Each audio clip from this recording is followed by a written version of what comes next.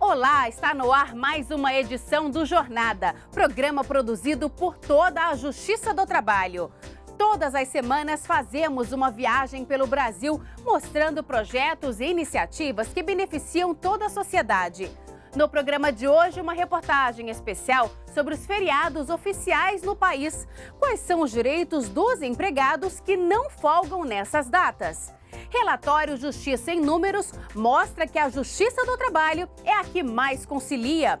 Em Brasília, TST e CSJT promovem 3º Seminário Nacional de Combate ao Trabalho Infantil e Estímulo à Aprendizagem. E no quadro Meu Trabalho é uma Arte, vamos até a Chapada Diamantina, na Bahia, conhecer o trabalho de um escultor de 82 anos. Tudo isso e muito mais. O nosso Jornada começa agora.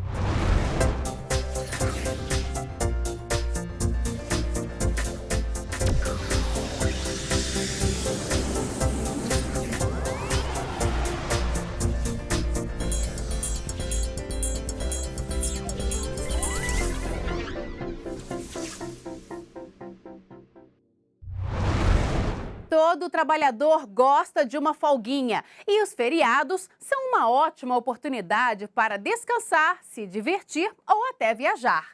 Mas há profissionais que nem sempre conseguem folgar nessas datas. Normalmente, atuam em áreas que não podem parar. Nesses casos, o que diz a lei sobre a remuneração desses empregados? É o que você confere na reportagem especial de hoje. 2017 nem começou, mas já tem gente de olho no calendário, para não perder nenhum feriado. Agendar viagens, tirar os dias para descanso, tudo isso conta. O César é um exemplo. Já virou rotina na vida dele programar as viagens dos feriados com antecedência. Normalmente eu vejo no início do ano, em janeiro eu já dou uma olhada nos feriados, principalmente os prolongados, que eu acho mais interessante, que eu consigo aproveitar mais dias no destino. E aí eu seleciono os destinos, eu tento me programar antes porque eu acho que é mais vantajoso até pelo fato de comprar a passagem aérea com um pouco mais de antecedência.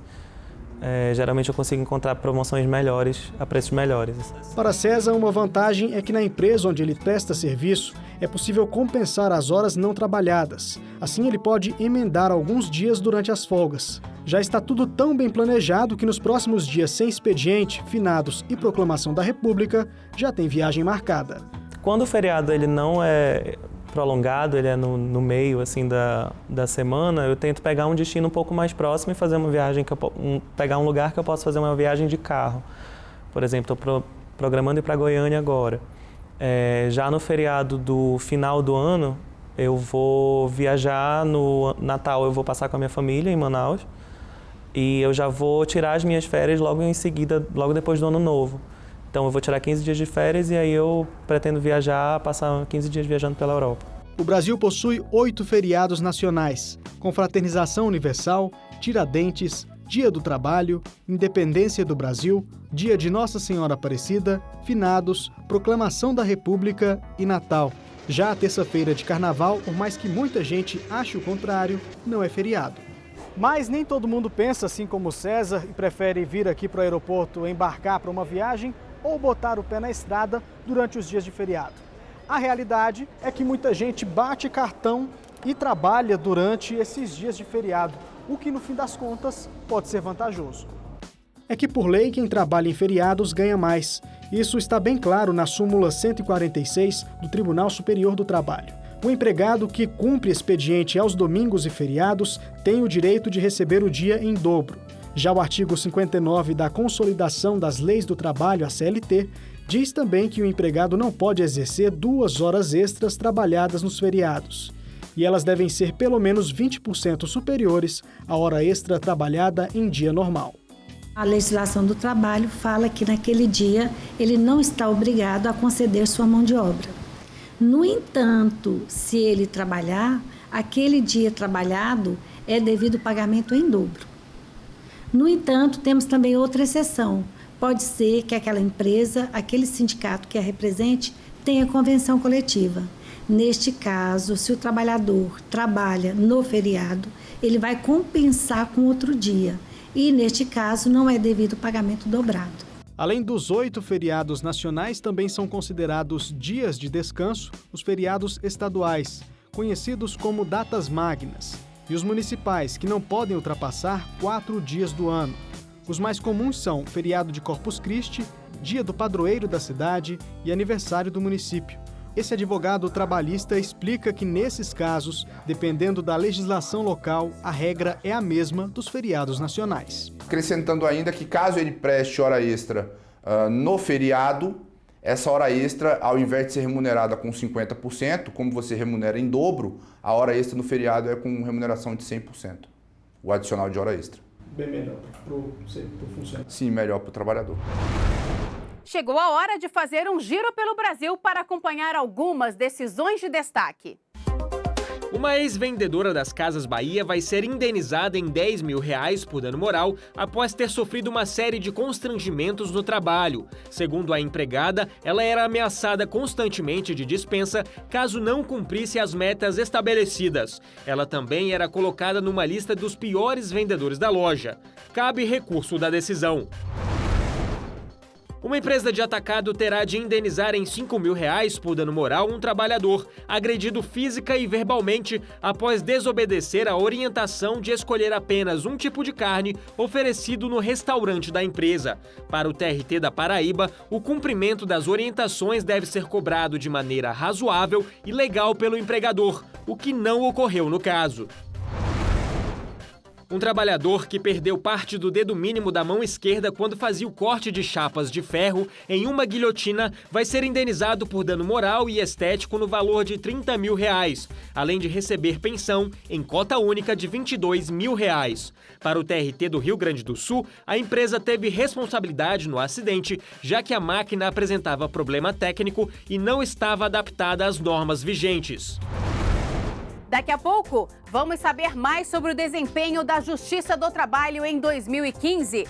E ainda hoje, em Brasília, TST e CSJT promovem o 3º Seminário Nacional de Combate ao Trabalho Infantil e Estímulo à Aprendizagem. Nós voltamos em instantes.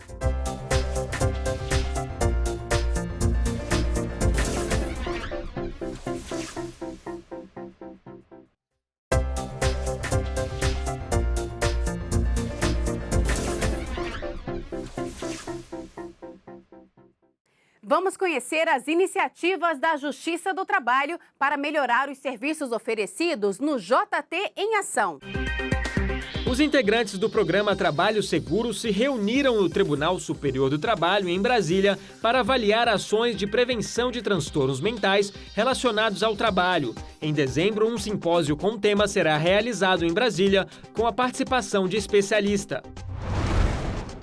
O Corregedor-Geral da Justiça do Trabalho, o ministro Renato de Lacerda Paiva, realizou correição ordinária no Tribunal Regional do Trabalho da Paraíba. No TRT, o ministro conversou com diretores, desembargadores, juízes, servidores, advogados e partes envolvidas em processos que tramitam na Justiça Trabalhista paraibana. O Corregedor-Geral também verificou as atividades administrativas e judiciárias do tribunal.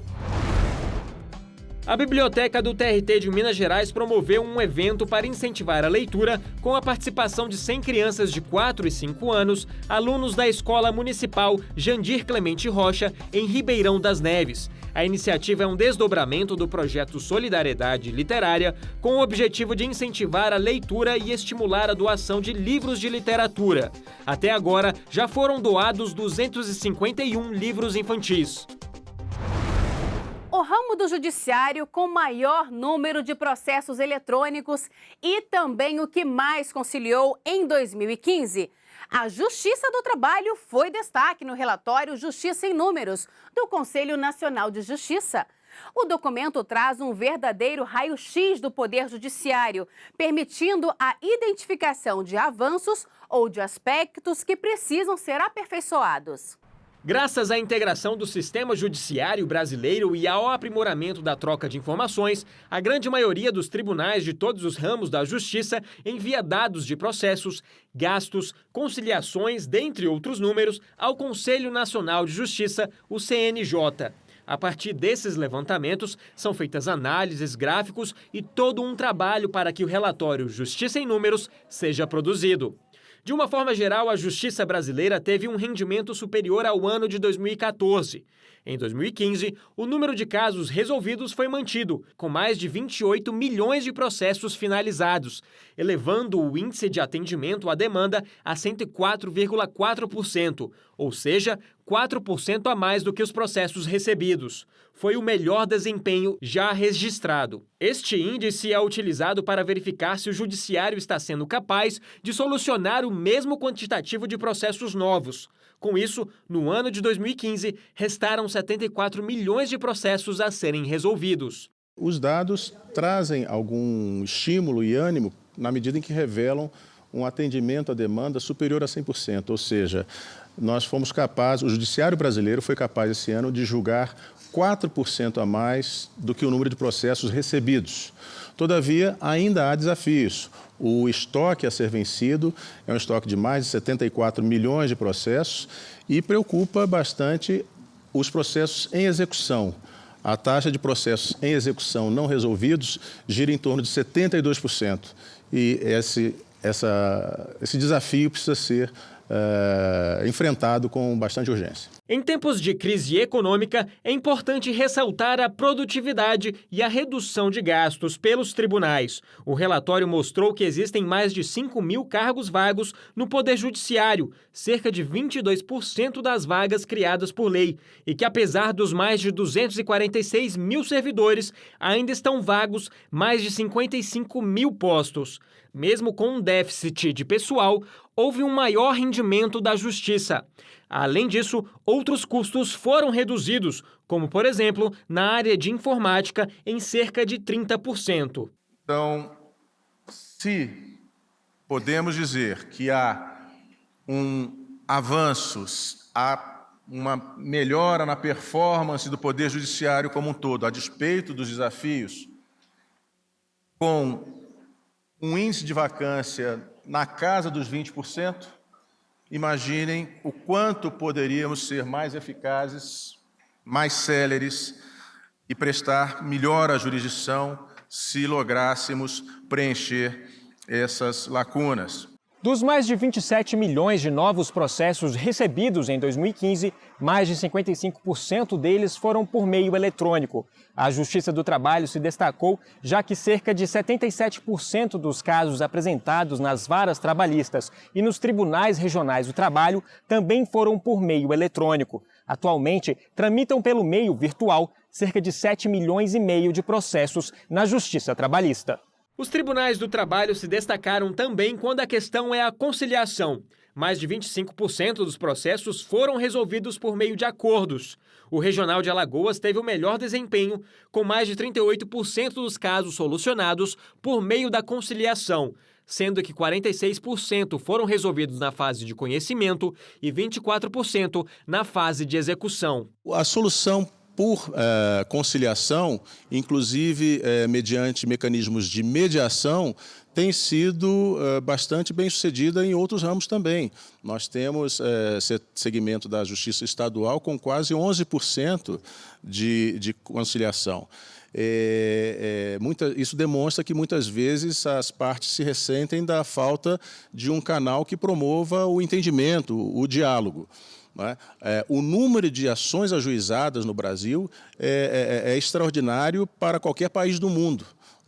Agora, precisamos encontrar soluções criativas e, sem sombra de dúvidas, a conciliação é um caminho extremamente importante no qual se tem buscado investir, inclusive com a utilização de meios eletrônicos para facilitar o contato e o entendimento entre as partes. Obviamente, após esse contato eletrônico, os acordos devem ser levados ao juiz para homologação. Enquanto o número de novos casos no judiciário caiu de uma forma geral, na Justiça do Trabalho houve um aumento de 1,7% no número de processos novos. Não surpreendentemente, em tempos de crise, o objeto mais postulado em ações judiciais no Brasil são as verbas rescisórias decorrentes de contratos de trabalho rescindidos. 11,75% dos casos novos ajuizados em todo o Poder Judiciário brasileiro. O Justiça em Números permite que a sociedade fiscalize e acompanhe a atuação da Justiça. Para ter acesso ao relatório completo, basta acessar o site do CNJ e clicar no banner Justiça em Números 2016. No próximo bloco, terceiro Seminário Nacional de Combate ao Trabalho Infantil e Estímulo à Aprendizagem discute políticas para crianças e adolescentes. E no quadro Meu Trabalho é uma Arte, as esculturas cheias de personalidade de um artista baiano. Nós voltamos daqui a pouco. O TRT de Alagoas divulgou na página do Facebook posts com dicas sobre prevenção de acidentes de trabalho. A iniciativa culmina com a segunda corrida e caminhada do trabalho seguro, promovida pelo tribunal. Saiba mais em facebook.com/TRT19.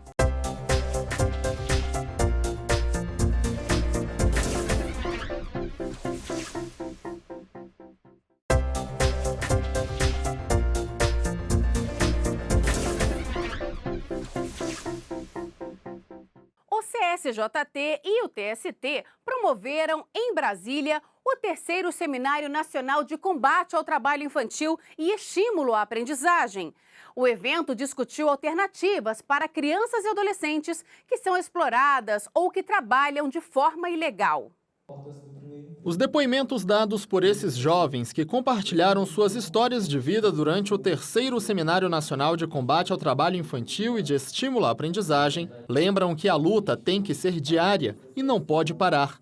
A minha vida está intimamente ligada à da minha mãe, né? Ela é mãe solteira, ela foi encontrada muito jovem por uma família, ela não chegou a conhecer os pais dela. Ela veio do Nordeste para cá, então nós moramos no Areal, uma invasão, né? Até então. Um local onde o saneamento era o pior que tem, não tinha, a água era precária. Então a nossa saída foi trabalhar, foi o trabalho infantil mesmo. O que hoje estamos combatendo foi o que eu tive que seguir para não passar fome.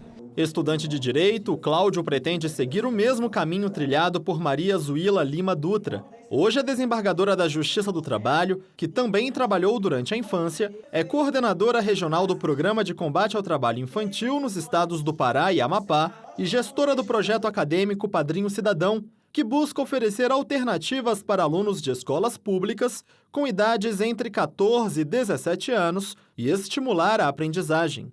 Madre Teresa de Calcutá já dizia, é uma pequena gota no oceano, mas sem esta gota o oceano seria menor.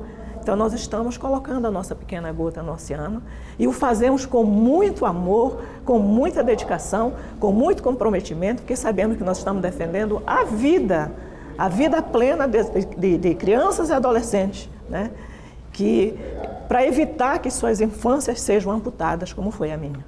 Para dar certo, a iniciativa conta com o apoio de estudantes universitários. Tairone, um dos primeiros voluntários a ajudar o projeto, dá aulas de violão para 25 adolescentes tratados como afiliados. Quando eu vejo que vários outros colegas meus, que alguns estão aqui conosco, quando eu vejo que eles também se empenham da mesma forma, não somente na área da música, mas sim na área da educação, isso é realmente gratificante para mim, gratificante para as gestoras do projeto, porque nós vemos que os acadêmicos estão criando uma força, estão criando uma engrenagem forte, no qual estão puxando muito mais outros acadêmicos, porque quando eles veem a força do projeto, quando eles veem a força do trabalho, eles veem que está dando resultado, muitos outros acadêmicos estão se juntando a nós.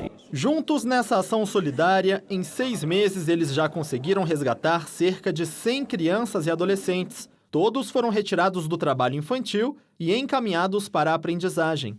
De cada um deles é uma história única.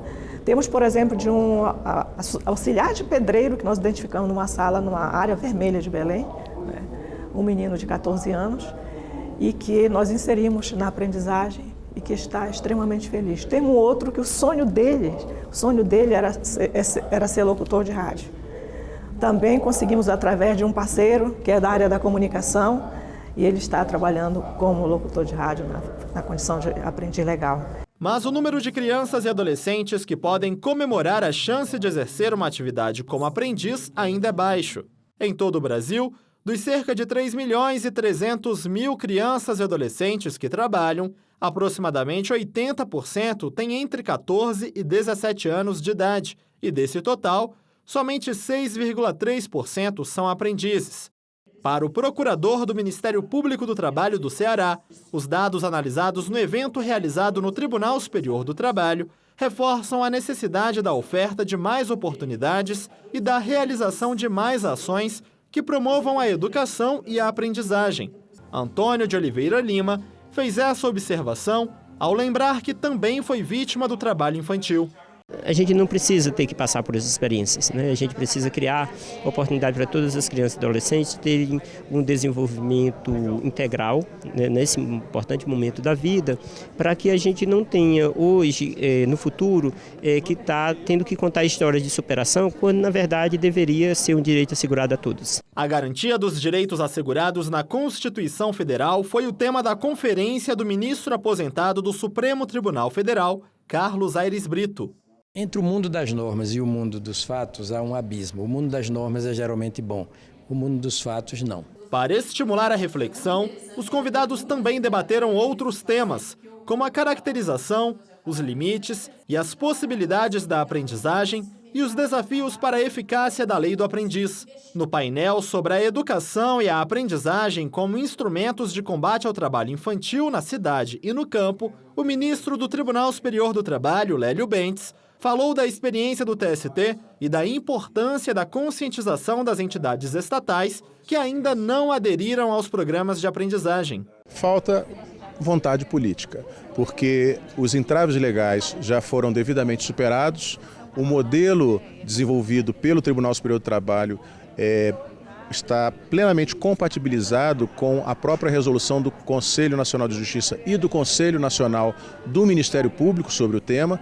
Então, essa aprendizagem pode ser feita com total segurança, o custo é baixíssimo e o retorno para a sociedade é muito importante. A iniciativa em prol da infância e da juventude recebeu o apoio da Igreja Católica por meio de uma mensagem enviada do Vaticano pelo próprio Papa Francisco. O evento também resultou na elaboração de um documento com compromissos a serem cumpridos por toda a sociedade brasileira para a erradicação do trabalho infantil em todas as suas formas até 2025 e o reconhecimento da aprendizagem como caminho seguro para o primeiro emprego. Quando nós falamos numa campanha, nós temos objetivos. Esses são os objetivos. Tentar esclarecer sobre determinados pontos e partir para determinadas atividades concretas de fazer com que a criança deixe de trabalhar, mas tenha alternativas. Eu acho que o principal retorno que esses meninos vão dar, a gente vai perceber daqui a alguns anos, lá na frente, quando a gente enxergar uma população economicamente ativa e trabalhando mais qualificada, quando a gente perceber uma redução na desigualdade, quando a gente perceber uma redução nos índices de trabalho infantil, um aumento dos jovens na escola, daquela parcela que eu mencionei anteriormente, que se encontra fora da escola, quando a gente vê essa parcela diminuindo. Então eu acho que esse avanço ele vai ser um avanço, a percepção desse avanço prático a gente vai sentir daqui a alguns anos, em diversas frentes. Hoje no quadro Meu Trabalho é uma Arte, vamos até a Chapada Diamantina, na Bahia, conhecer o trabalho de um escultor de 82 anos. Autodidata desde a infância, ele cria quadros e esculturas de cerâmica cheias de personalidade. Veja só. Um lugar encantador, de natureza exuberante. Até parece que foi detalhadamente esculpido. Estamos falando da Chapada Diamantina, na Bahia, um local que serve de inspiração para um certo morador do município de Lençóis, que transforma o belo cenário em arte.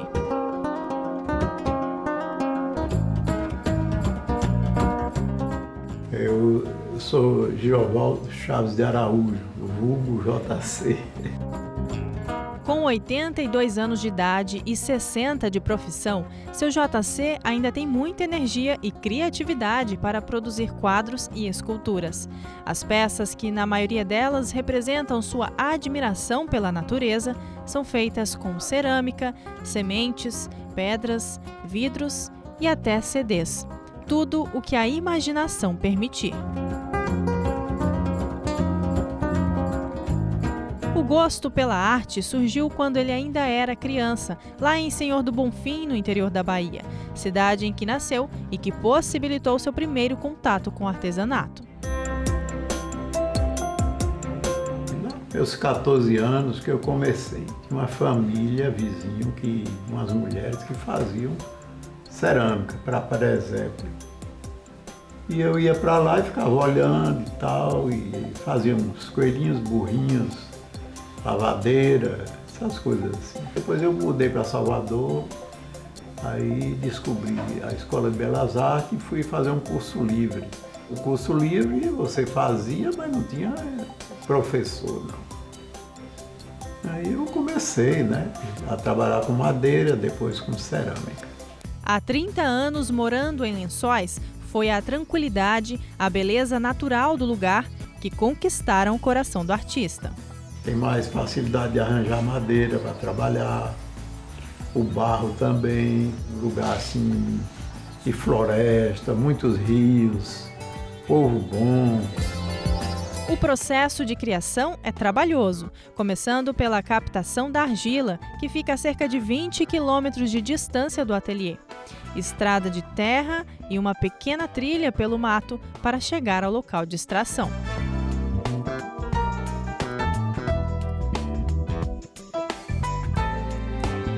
Coleta feita, começa o processo de produção, um trabalho minucioso e cheio de detalhes.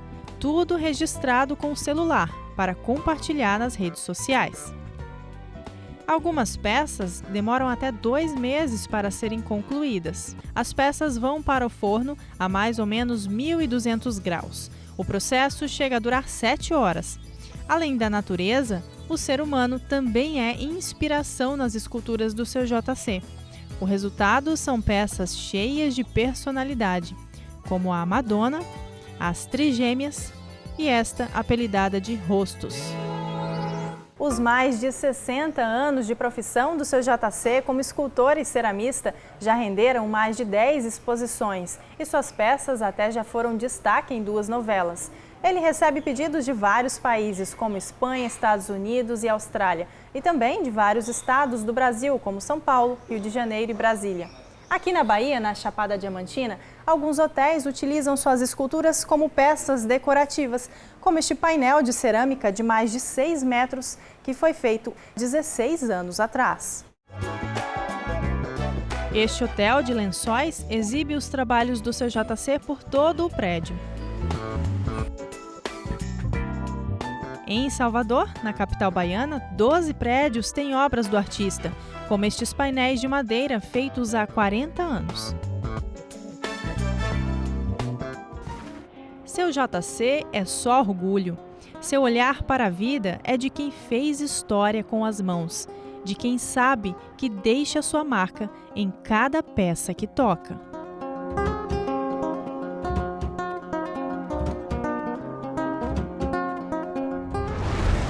E o Jornada de hoje termina aqui. Muito obrigada pela companhia e até semana que vem. Tchau!